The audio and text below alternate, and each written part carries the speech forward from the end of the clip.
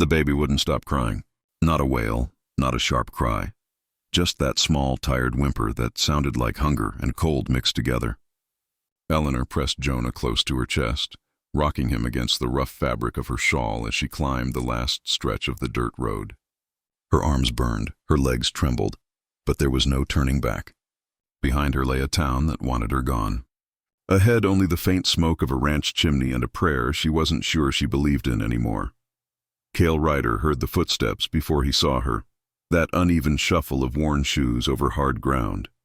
He'd been fixing the latch on the barn door, same work he'd done every morning since the fire 3 winters ago. The same rhythm, the same silence. He'd made peace with it, or at least told himself he had.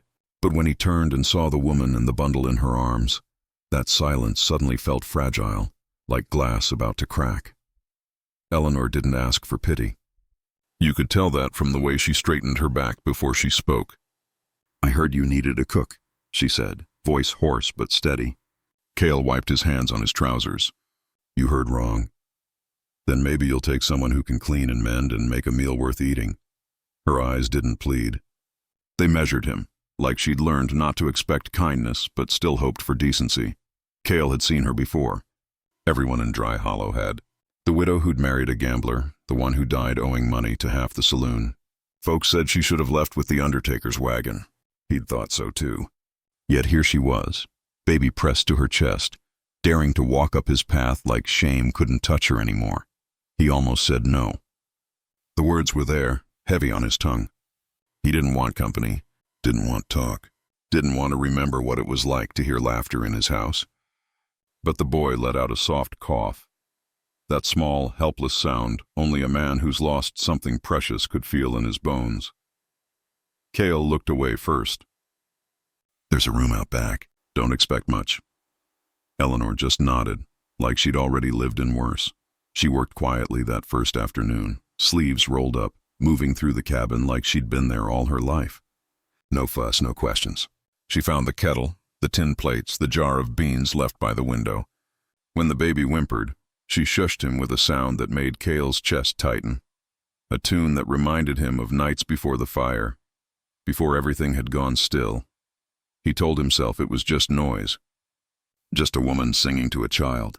But when he sat by the door and heard Jonah's small laugh for the first time, quick, bright, unexpected, something inside him shifted. It wasn't joy, not yet, just the echo of what used to be. That night, Cale didn't eat much. He listened to the soft movements in the next room, the scrape of a chair, the faint hum of a lullaby. The house had been quiet for so long he'd forgotten how sound could feel alive. Eleanor laid Jonah down in a wooden crate lined with her shawl. She whispered, "We're safe tonight, baby," though she wasn't sure she believed it. She'd seen the way Cale looked at her. Not cruel, not kind, just cautious, like a man afraid of waking old ghosts, and maybe he was. Because when he stepped outside later, the sky already pale with moonlight, he caught himself glancing toward the room where the lamp still glowed. He didn't know what had brought her to his door. He didn't know why he'd said yes, but for the first time in 3 years, he didn't dread the sound of another voice inside his home. He stood there in the cold air, listening to the faint laughter that had somehow broken through the silence he'd been living in, and wondered, not for the first time that night, what kind of man he was becoming. Morning crept in slow, like the light wasn't sure it was welcome. Cale woke to the smell of coffee. Real coffee, not the burnt bitterness he'd grown used to. For a moment he just lay there, staring at the beams above him, trying to remember when was the last time someone else had moved about his kitchen.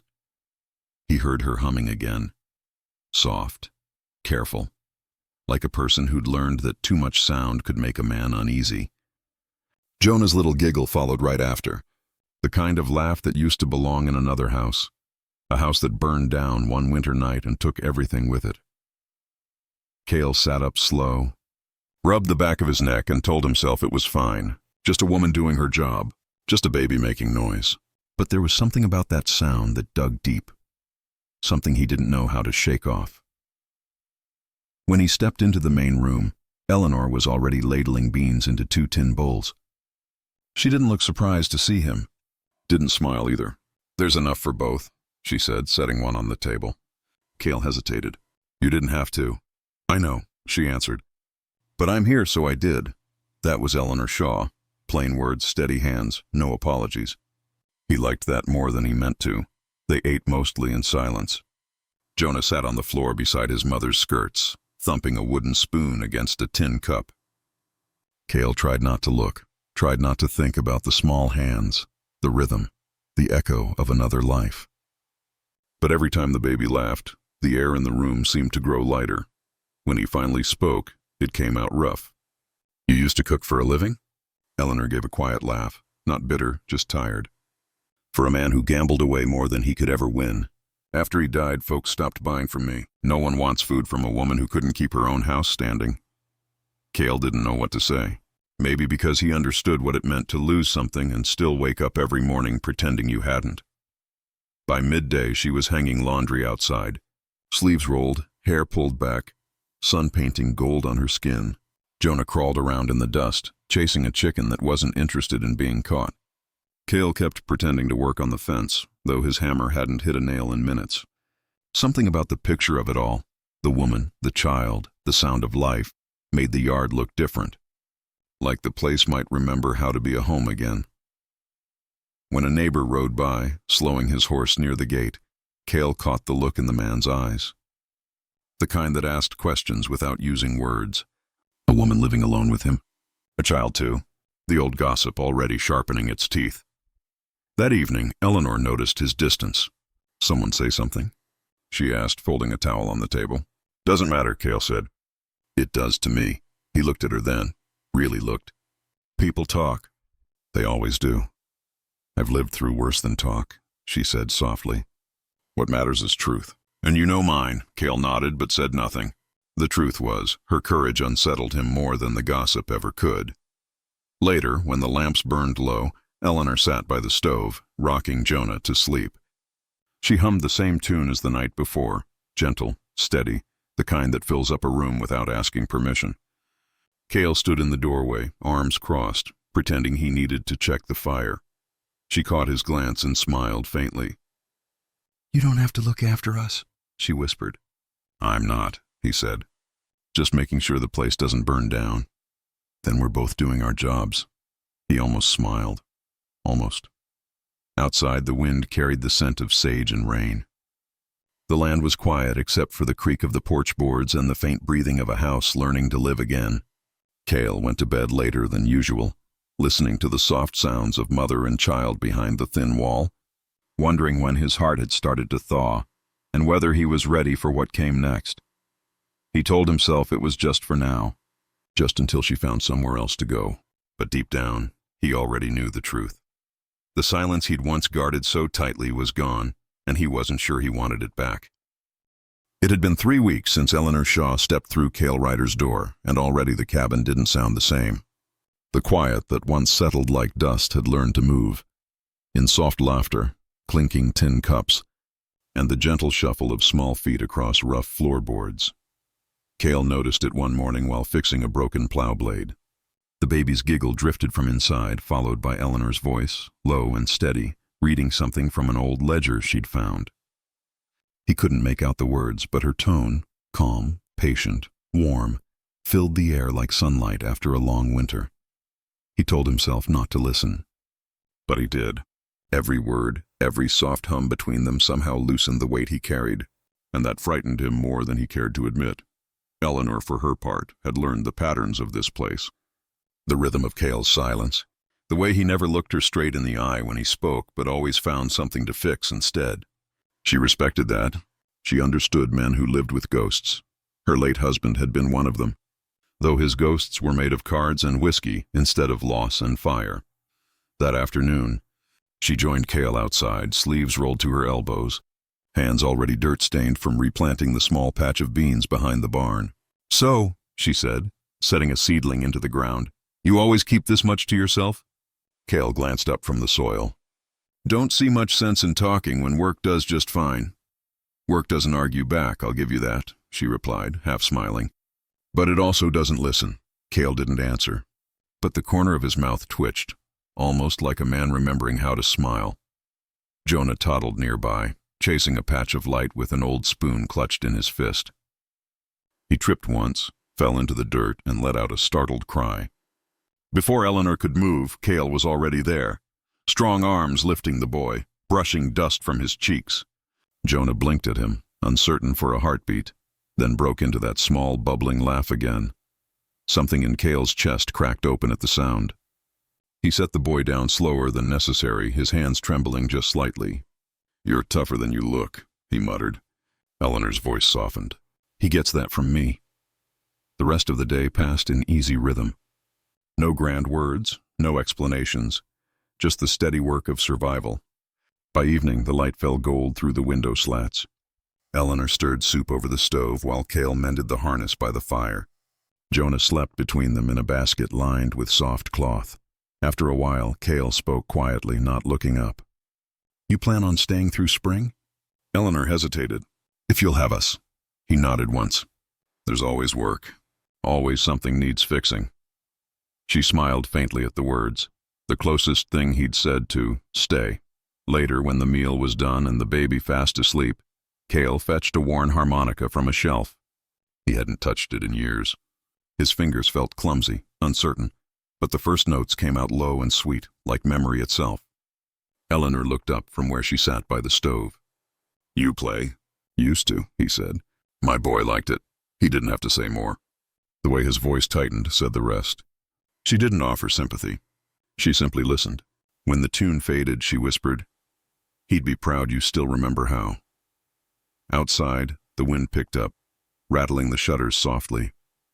Inside, something settled, not comfort exactly, but peace trying to find its way in. That night, when Cale checked the fire before turning in, Eleanor was already asleep in the small room beside Jonah. He stood for a moment, watching the flicker of lamplight across the doorway. The house that once echoed with ghosts now carried the rhythm of breathing. Slow, even, alive. He didn't know what tomorrow would bring, but for the first time in years, he didn't fear it. He only feared what it might mean, that he'd started to care again. The talk started slow, like dust rising after a wagon passes, quiet at first, easy to ignore. Then it spread, gathering shape and weight. By the time Sunday came around, the whole of Dry Hollow had something to whisper about Cale Ryder and the widow living under his roof. Cale knew how gossip worked. Folks out here didn't need proof, just a reason to feel less lonely than the next soul. Still, it caught him off guard how sharp those whispers could feel after months of quiet peace. He'd gotten used to the sound of Jonah's laughter, Eleanor's voice soft in the evenings, the creak of another chair at the table. Maybe he'd let himself forget what the world outside that cabin was really like. That morning, he saddled the mare early, rode down to the supply store for nails and kerosene. He felt the looks before he saw them, the sideways glances, the slow tilt of heads. The clerk, a man named McKinney, smirked as he counted change. "House must be warmer these days," he said, voice dripping. Cale's jaw tightened. "You got a problem with how I live?" McKinney shrugged. "No problem at all. Just saying, a man brings a woman and her babe into his home, folks will talk." Cale didn't answer. He turned, stepped out into the sunlight, and felt that old familiar anger stir. The kind that burned deep and left a man hollow when it cooled. When he got home, Eleanor was hanging wet linens by the fence. Jonah played in the dirt nearby, wooden spoon in hand. She looked peaceful, almost happy, until she saw his face. "What happened?" she asked. "Nothing worth mentioning. You're lying," she said, setting down the basket. "Who said something?" Cale hesitated. "Doesn't matter." "It does to me," she pressed. "Because if it's about me, I deserve to know." Her voice was calm, not angry, but it carried that quiet strength that always disarmed him. He sighed, staring at the horizon. "They're saying things about us, about you." For a moment, she just stood there. Then slowly she folded her arms. "Let them. You don't care?" "I've been called worse, Mr. Ryder," she said. "And if I cared about every fool with an opinion, Jonah and I wouldn't be standing here." He wanted to believe her, wanted to share that iron resolve, but something inside him flinched. The weight of other people's judgment still pressed hard. That night, over supper, the air between them was tighter than usual. The baby fussed, picking at his bread, and Eleanor hummed to calm him. Cale watched her from across the table. The way she moved, steady, sure, like a woman who'd carried too much for too long and refused to bend again. When she finally met his gaze, her eyes were soft but searching. "If you think I've brought shame to your house, just say it plain." He froze. "That's not what I said, but it's what you're thinking." His silence was all the answer she needed. She stood then, lifted Jonah from his chair, and held him close. "You took us in when no one else would. I'll always be grateful for that, but I won't stay where I'm treated like a burden. Eleanor, good night." Mr. Ryder, the door to her small room closed with a quiet click, but the sound echoed like thunder in Cale's chest. He sat there long after the lamplight dimmed, staring at the empty chair across from him. For the first time since she'd arrived, the cabin felt like it had that old silence again, the heavy kind, the kind that doesn't leave room for hope. Outside, the wind picked up, tossing loose straw against the windows. Inside, Cale pressed his palms to his face, realizing too late that pride had spoken louder than truth. He'd wanted to protect her from gossip, but all he'd done was become another voice that made her feel small, and now he thought maybe she wouldn't stay to forgive it. Cale hadn't slept that night. Every time he shut his eyes, he saw the way Eleanor looked at him before she closed her door. Calm, tired, but hurt in a way that cut deeper than anger. He'd spent years building walls to keep the world out, and now, when someone had finally managed to step inside, he'd been the one to push her away. By dawn, he'd made up his mind. Pride had done enough damage. There were moments in a man's life when silence was no longer strength, but cowardice, and Cale Ryder wasn't about to let that define him. He washed, dressed, and saddled his horse while the horizon still glowed pale gold. When he rode into Dry Hollow, the town was just waking up. Shutters creaking, roosters crowing, people starting their usual gossip before coffee even boiled. Cale didn't flinch this time. He rode straight down the main street and stopped in front of McKinney's store. The same men who'd laughed yesterday were leaning against the porch rail now, ready for their morning sport. McKinney grinned as if expecting him to slink away. Instead, Cale dismounted, tied the reins, and looked each of them dead in the eye. "You all got something to say about Eleanor Shaw?" he said. His voice wasn't raised, but it carried, clean, steady, the way truth does when a man finally speaks it. "Say it to me. Right here." A few chuckles, a cough, then quiet. "She's a worker. She earns her keep fair and square. That woman's done more honest labor in 3 weeks than most of you have done all spring. She's under my roof because I asked her to be. You don't like it, you can stop bringing your business to my gate. But you don't get to drag her name through the mud." He didn't wait for a reply. He turned, bought the nails he came for, and left the store with every head on that porch turned toward the ground. When he reached home, the yard was quiet. Eleanor was on the porch, her things packed neatly beside the door, Jonah in her arms. She looked like she'd already said her goodbye to the place. Cale stopped a few steps away, hat in hand. "You leaving?" "I figured it'd be easier that way," she said softly. "For everyone." "Not for me," he said. She didn't answer, just shifted Jonah against her shoulder. The boy reached toward Cale, small fingers stretching, innocent and trusting. It broke something open in him. "I went to town," Cale said finally. "Told them what needed telling." She frowned. "You didn't have to do that." "Yes, I did. I should have done it sooner." "You didn't deserve my silence." For a long moment, the only sound was the wind pushing through the cottonwoods. Eleanor looked down at Jonah, then back at Cale. "And what now?" she asked quietly. He took a breath, steadied himself. "You stay, on your own terms. I don't want charity in this house, and you don't either. We work together, same as before. But I don't want this place going back to being just mine. Feels too empty now." Something gentled in her face, not a smile yet, but close. "You sure about that, Mr. Ryder?" "I am," he said. "And you can drop the mister." Jonah giggled right then, as if sealing the deal himself. Eleanor laughed softly, the first time she had in days. By evening, the smell of stew filled the cabin again. The table looked the same, tin plates, iron pot, the same soft lamplight, but everything felt different. Cale caught Eleanor's glance once or twice. No words needed, just quiet understanding. Outside, the wind settled. The stars came out one by one, clear and close. Cale leaned back in his chair, Jonah asleep beside the stove, and thought maybe this was what redemption felt like. Not a grand act, not forgiveness begged, but the steady return of warmth to a house that had forgotten how to hold it. He reached over, adjusted the lamp wick, and said softly, "You're home now." And for the first time in years, it felt true.